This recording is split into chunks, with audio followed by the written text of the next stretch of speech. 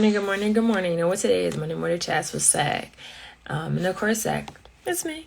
I hope that you guys had a great weekend. If you are a Christian and celebrate the resurrection of Jesus Christ, I hope that you were able to enjoy Sunday with your family and friends. I got a chance to make dinner for Resurrection Sunday. I made baked macaroni and cheese, potato salad, turkey legs with gravy, fried chicken. And I do not fry chicken at my house. So if I fried chicken, that means that I love you, because I'm like having all the grease pop everywhere. So I did that, as well as made homemade cornbread. And had some family members that was able to bring some more stuff. So that was really cool. And then this past Saturday, I see them joining. This past Saturday, my episode with Blackstone Brother Distillery. They have a podcast. They also own a brandy, and it's Black owned. My podcast show, my episode that I was on, it actually aired this past Saturday. And it was a really good conversation, right? Really good conversation, especially about like mental health and being supportive and some of the things that we touched on. I'm going to talk about it today. Friday, I went to church for Good Friday, and I went to New Simons Baptist Church in Baltimore. Now, I used to go to that church when I moved to Baltimore in 2013. So I lived in Baltimore for like 15 months, and I went to grad school at University of Baltimore. And so while I was in grad school, it's funny how life happens. I found out about a church through a sorority sister. So I went to an investiture for one of my sorors who happened to be a judge. So an investiture is pretty much like the swearing in of a judge. So I went there, and usually if there's an event for a soror, other sorors are there to just connect with people. And that's how I met the sorority sister that introduced me to New Simons. So at the time I went to the investiture, I found out that I was unsuccessful in the bar exam, and I had to retake it again that summer in July 2014. And then at that time, I was studying. Well, I knew I wasn't studying. Yeah, I just failed the bar. And at that time, I got a chance to meet my sorority sister. Her name was Wanda McKee Randall. And I got introduced to her by my sorority sister as a judge. And she was like, I had a conversation with my soror that is a judge, and I was applying to her court, and she said, listen, I think you overqualified. And she said, so I see that you're sitting for the bar, but you graduated from law school this time. What happened? I told her that I failed. And at that time, she gave me a story and said, I failed the bar too. She said, I want you to reach out to this bar tutor that can help you pass. And I was like, okay. And so at her investiture, she introduced me to another soror who took a soror pick. And then she was like, hey, baby, like, do you have a church home? I'm like, nah, I'm still like going to church from church. And she said, you should come to my church. And at the time, it was like maybe like 15, 17 minutes away from me.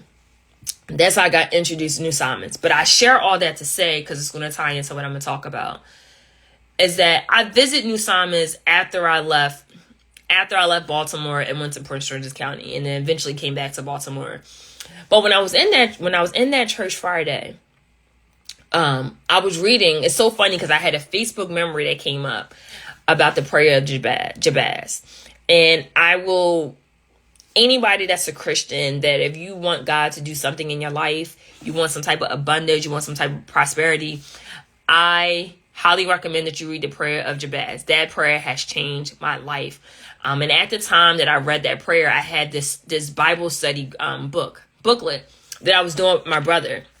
We were doing it together. He was trying to fulfill his dreams with his career, and I was trying to pass the bar. And that was something that we talked about all the time, the prayer of Jabez.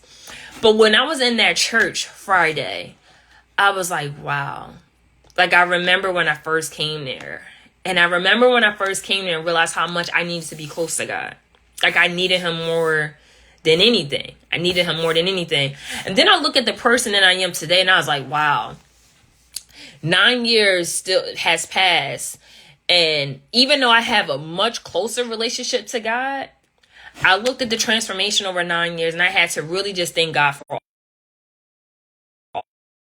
made a way. You really made a way out of no way. From 2014 to 2023, and there has definitely been some changes, and I am thankful for you. But I remember when I first went to that church, right, 9 years ago. I'm a different person than I am today. At the time, I was studying for the bar. I was healing over a broken heart. And even though I was healing, I was still dating. And I realized I shouldn't have been dating, right? I was with someone that was really supportive, but at the time, I couldn't really show my appreciation because I was still like trying to heal over the past relationship, right? But I realized that church really set the foundation of me like really being serious about church and really wanting to be closer to God because I need him. But some of the people that was in my life in 2014, they are no longer in my life. And I just started to think about like, wow, like why aren't they in my life anymore? Right? What is it? Why is it that they're not in my life anymore? And the one thing God kept revealing to me is that you gotta let people go. You have to let people go. You have to let people go. In this season, I pray for alignment and writing things down that I want God to do in my life. And the one thing that I realize is that some people are definitely here for reasons and seasons. All right, they're definitely here for reasons and seasons. And sometimes they can be in life for a lifetime and sometimes they're not. I remember that I was supporting a family member that had a drug addiction. And I went to one of the group sessions that you can invite family. And they started talking about like what made them get addicted to drugs, right? What was it? You know, maybe they got introduced by a friend. Maybe it was something that they were introduced to by family. Maybe they were using this as a coping mechanism to suppress whatever they were feeling or whatever they went through in life, and they just could not bear the issues that they had and they couldn't face it. It could be various reasons why someone get addicted to drugs. But however, people never intend to get addicted. It's just that they had that one experience and they want to experience that first experience over and over and over again, only to find out that they will never get to that first high. But the one thing that I remember in those group sessions, because this was like in 2016, the one thing that I remember them saying is that once you become clean, you can't go back to the places that made you sick. You can't go back to the places that made you sick. You can't go back to the places that made you sick. And so if you want great things in your life, you got to ask yourself, like, well, who are you surrounded by? Who's your group of friends? Are you hanging around people that you know damn well you can't hang with? Are they doing the things that you used to do? Right? Everybody had this story that, yo, I used to do this. But are you still hanging around them? Or you keep them close? What is it? Or are you still hanging with them because maybe there's something internally that you're trying to fulfill? Whatever that may be, you're trying to fulfill this. What is it? I remember someone asked me this, and I had a conversation that, like, I'm very mindful of who I call a male friend. Like, I'm really mindful of that. And I say that because I just started to really evaluate the friendships that I had. Like, I know various men because we went to law school together, we went to college together, but you had to make sure you had boundaries. But I remember someone was like, you know, I found myself having a lot of male friends, right? We were cool. And I was like, why do I have this? And I do remember, you know, growing up, being the only girl in my household besides my mother, being with my brothers, I used to always hang out with boys. That was like a comfortable space for me. Hang out with boys. I was like a slightly tomboy. But I had to really dig deep and say, what are their true intentions? My brother will always say, like, yeah, they cool, but if they had an opportunity, they will. So what are their real intentions? So I had to be mindful of that. And I had to let those friends go that I know that, yeah, there's a motive behind it. There's some type of motive, right? So we can't hang out because you're thinking something differently. And I'm only looking at this as a platonic friendship, but you want something differently, right? I don't hang out with them. It's so funny because I got invited to a vacation like 2 years ago from an ex. And he was like, yeah, you should come. Like, you know, my family, you should come. And I'm like, why would I do that? Like, it's over between me and you. Like, why would I hang out with your family? Like, that's not something that I would do anymore. I had to let those things go so I can get a new, whatever that new may be. So you have to ask yourself, who are you hanging around, and should you let them go? Why do you have to keep old people in your life if they're not adding to your life, right? If they're not adding to it, why do you need them? I told someone that when I see a man that has like a lot of female friends, it makes me question, were you sexually active with them? Why are they still around, right? Why are they still around? It makes me question, what are their true intentions? And what are your true intentions about that? And so I say all to say that if you want to grow, you can't be in an environment that made you sick.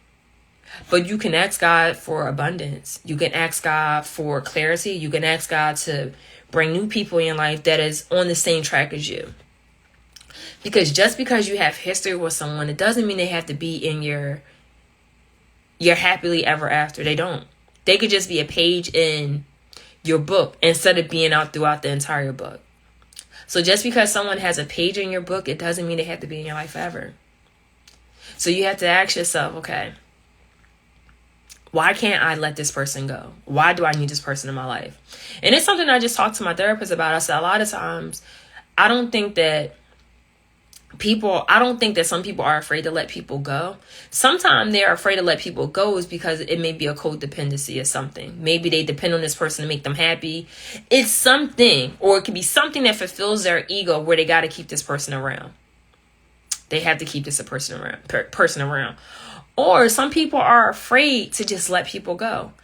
And the thing I talked to my therapist about, I said a lot of times people will encourage you to walk away from friends. People may encourage you to walk away from relationships.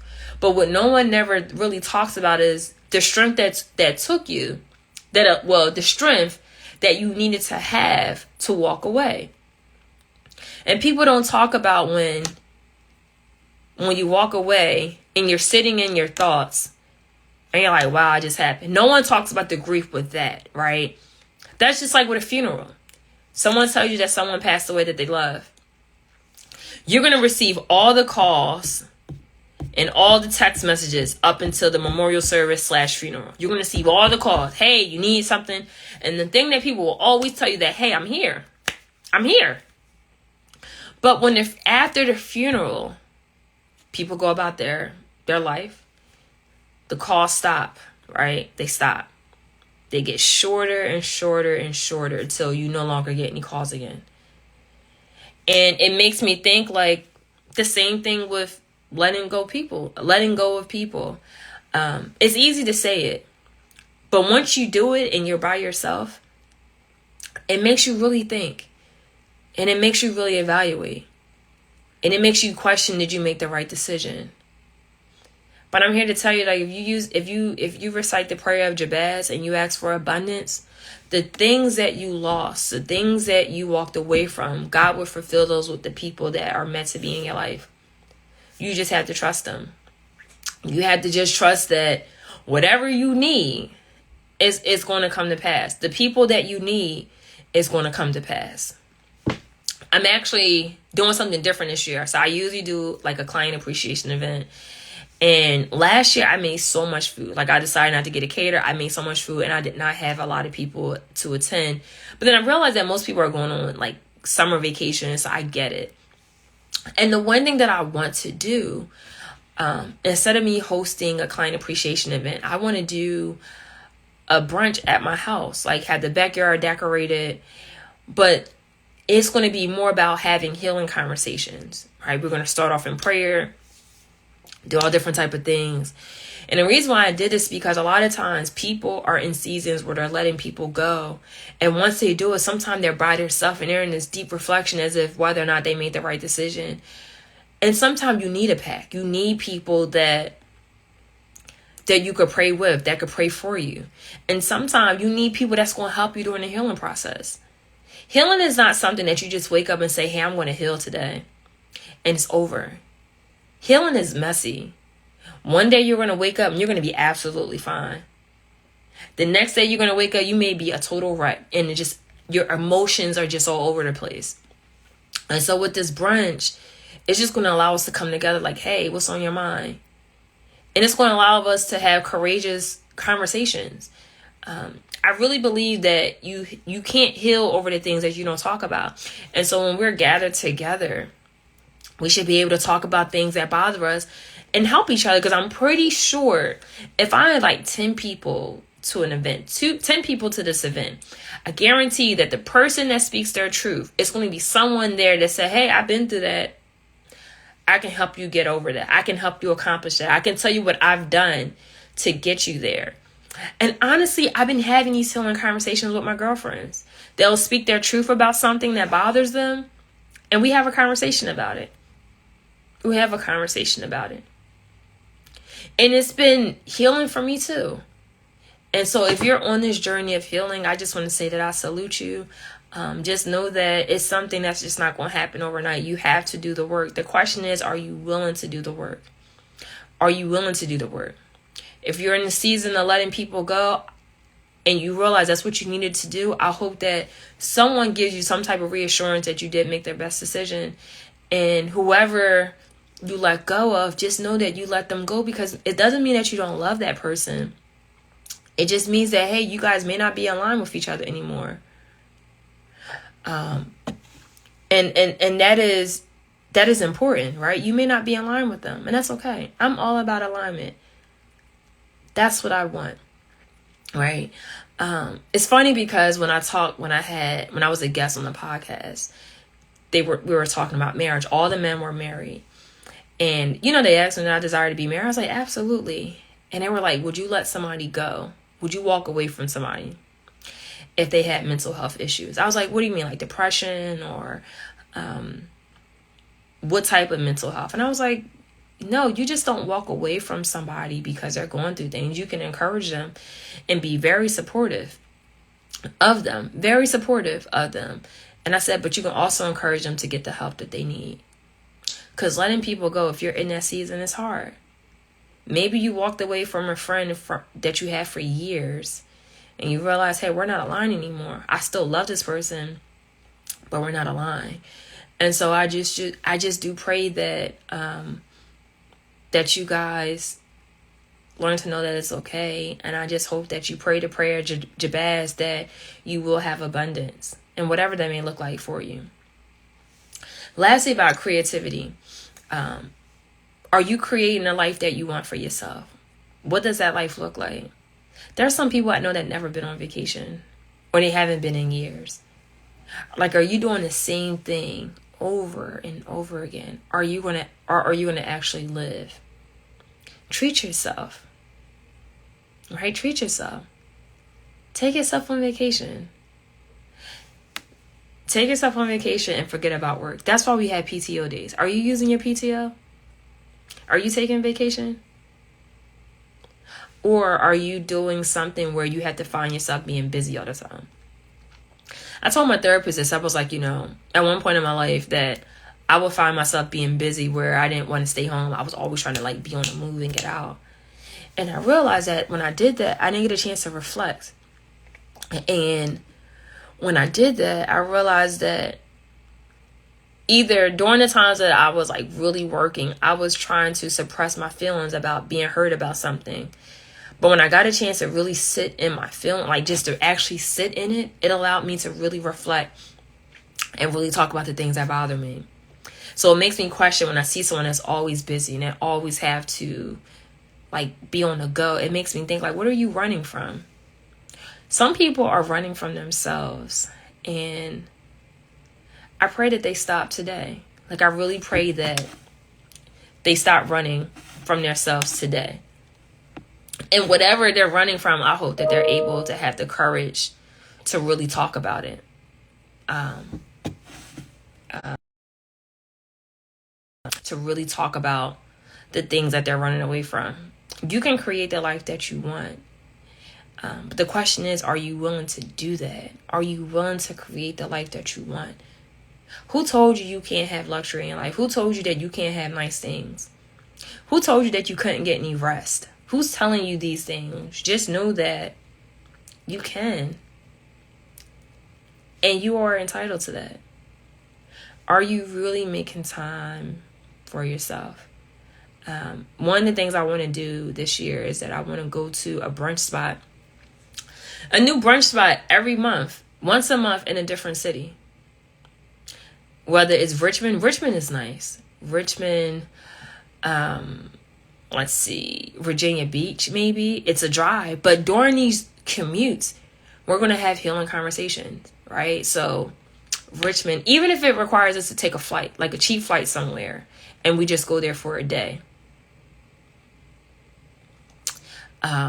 We'll go there for the day and really just enjoy ourselves and just have healing conversations, just healing conversations. So I'm going to do that. I'm going to really do that this year. That's all I have. If you guys have any questions for me, definitely follow my YouTube channel, right? It's Sakina Tillman. Follow my YouTube channel. I post all these videos there, and my goal is to allow people to be free and to really like talk about the things that bother them, because I believe that we can all heal, and it feels good when you heal. It really feels good. It's Monday, so I would like to shout out to all the dope men out there. You're amazing, you're great, you're phenomenal, and I hope that people tell you that. And I hope that you never forget that at all. I just hope that you never forget that. I hope that you make the decision to heal. Whether you're a woman or a man, I hope that you make the decision to heal. And that's all I have. I hope that you have a great Monday. I hope that you have a great week. And I just hope that you never forget that you're amazing and you're phenomenal. And take care.